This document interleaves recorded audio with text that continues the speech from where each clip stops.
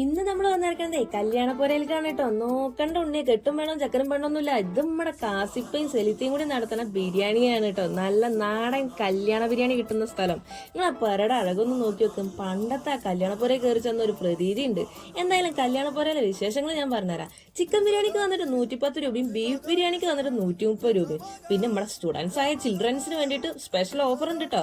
Chicken ബിരിയാണിക്ക് വന്നിട്ട് 80 രൂപയും ബീഫ് ബിരിയാണിക്ക് വന്നിട്ട് 90 രൂപയും ചാർജ് ചെയ്യുന്നത്.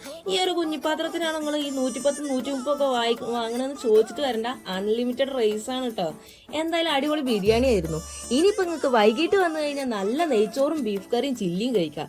ഇനിയിപ്പോ നിങ്ങൾ അതും വേണ്ടേ, വെള്ളിയാഴ്ച വന്നു നോക്കുമ്പോഴേ അടിപൊളി സ്പെഷ്യലായി തേങ്ങാച്ചോറും ബീഫ് കറിയും കൂട്ടിയിട്ട് ഒരു പിടുത്താണ്ട് പിടിക്കാം.